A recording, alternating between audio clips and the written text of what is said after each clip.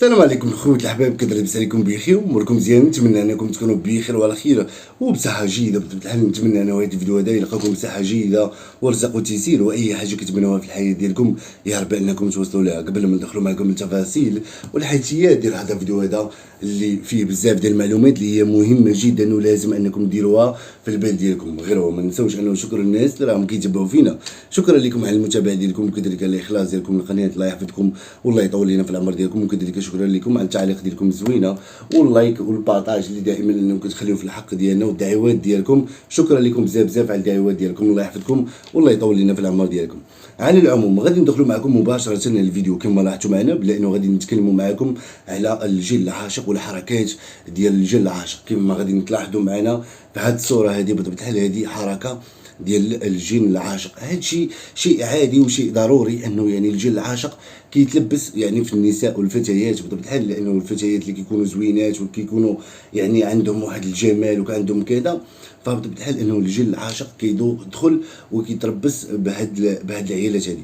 هذا الشيء علاش انه يعني كنصح الناس او البنات بصفه عامه، كنصحكم بانكم ما تبقاوش انكم يعني تقادوا بزاف قدام الكاميرا، تصوبوا الشعر ديالكم وتصوبوا كذلك الماكياج ديالكم، ما تبقاوش تماكيو بزاف وبالليل وكذا، او لا انكم مثلا تدخلوا حاشاكم للطواليط وتبقاو مثلا انكم تغنيو، او لا مثلا في الطواليط وتبقاو انكم تدوشوا مثلا وكتغنيو داخل الموسيقى وكذا، او لا مثلا انه يعني داخلين كتقادوا في حالتكم مثلا يعني في الطواليط. حاولوا انكم تردوا البال ديالكم بطبيعه الحال. دونك هاد الحركه هذه كتكرر بزاف كذلك عند شوشو سبحانه وتعالى، انه يعني راه خلق الانس وخلق كذلك انه الجن.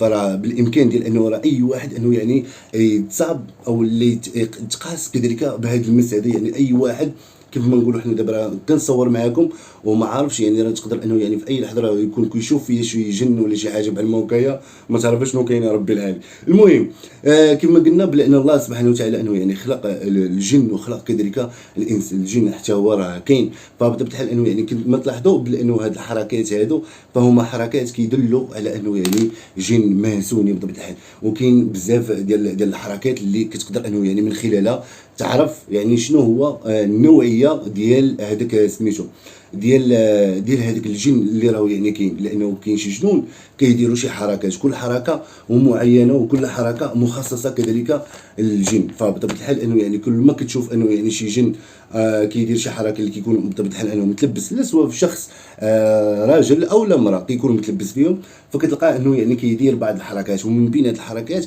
بحال هذه الحركه هذه اللي راه انه الانسان انه ياخذ الحيطه والحذر. الانسان دائما انكم الاخوان دائما انكم تاخذوا الحيطه والحذر، وكذلك انه يكون ايمانكم بالله قوي، انكم تدعيوا الله تصليوا وتحاولوا انكم دائما انكم تلقوا القران في الدار، دائما انه يعني تكونوا القرابه او تكونوا قريبين من الله سبحانه وتعالى، تصليوا وتدعيوا الله تلقوا القران. دائما انه يعني تكونوا بعيدين كيف ما قلت لكم بحال هذه المسائل ديال انه توقف قدام مثلا المرايه، او لان تصوبي مثلا وجهك قدام المرايه، او تصوبي راسك قدام المرايه، او لا مثلا انك يعني تبدلي الحوايج ديالك قدام المرايه.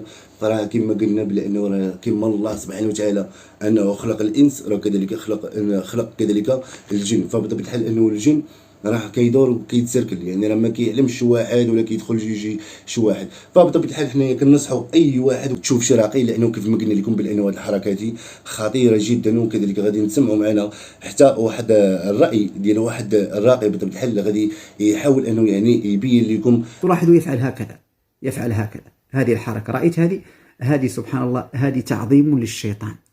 هذا فيه إصابة روحية، شيطان في البدن أصاب البدن من نوع ماذا؟ من نوع يهودي، في الغالب يكون يهوديا وهو يعظم الشيطان. وانظر أنه يقوم بحركة اليد هكذا، يعني انظر هذه قرني الشيطان، يعظم الشيطان ويتغذى بالعين.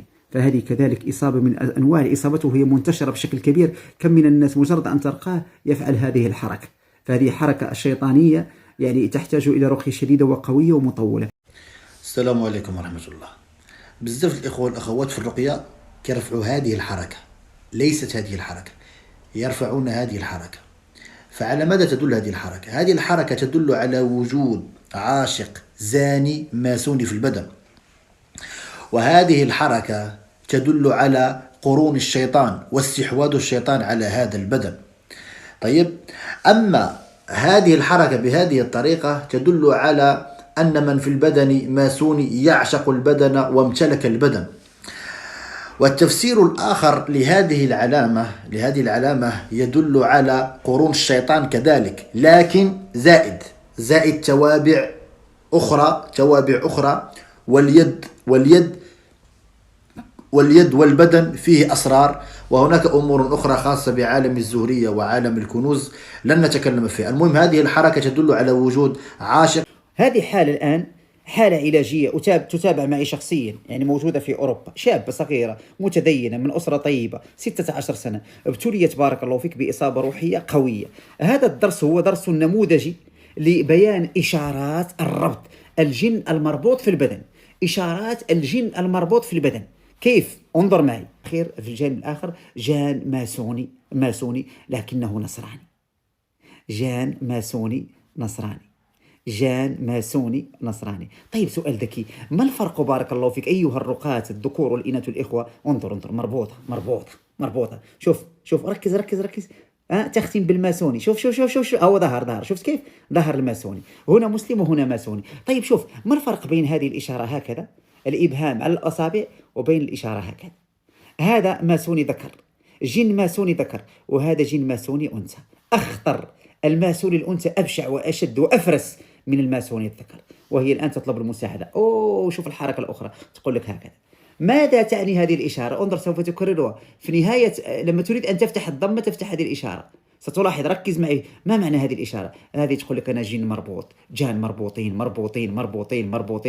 بسحر الكواكب والنجوم، وتقول لك نحن متمسكين بهذا البدن، متمسكين بهذا البدن، دخلنا بعشق، لن نطلع. كيف ما لاحظتوا بأنه تناولنا معكم بزاف ديال الناس اللي عندهم اهتمام بهذا الموضوع هذا، لأنهم قارين كلام الله سبحانه وتعالى، قارين القرآن وكذا.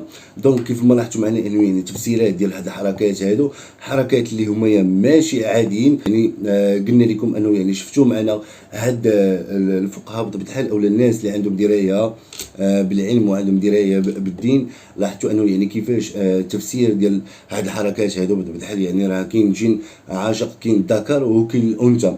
فبطبيعة الحال انه كل حركه وعندها كما نقولوا حنايا عندها جن ديالها خاص بها.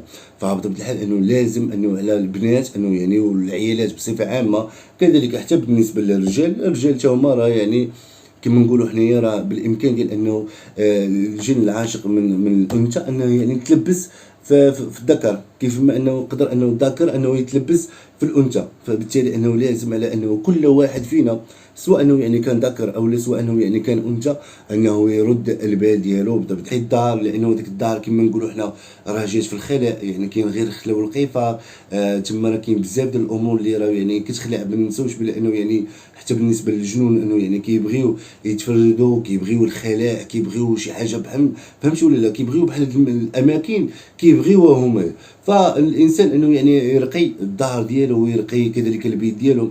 اي واحد انه يعني كيشوفنا يرقي البيت ديالو ويرقي الدار ديالو، لانه كيف ما قلت لكم بانه هذا الشيء هذا راه موجود، ولكن شكل عادي. واش فهمتوا ولا لا؟ راه كيتعالج، ماشي ما كيتعالج. الله سبحانه وتعالى راه اي حاجه كيعالجها الله سبحانه وتعالى، وكتعالج كذلك يعني بالقران. فالانسان انه يعني ياخذ الحيطه والحذر وما يبقاش كما قلنا انه يعني يبدل حويجه، وخصوصا انه اللي كيكون عنده حقه من الزين. اي واحد فيكم انه عنده حقه من الزين، يعني اي واحد معرض فيكم لهاد القضيه هذه بطبيعه الحال.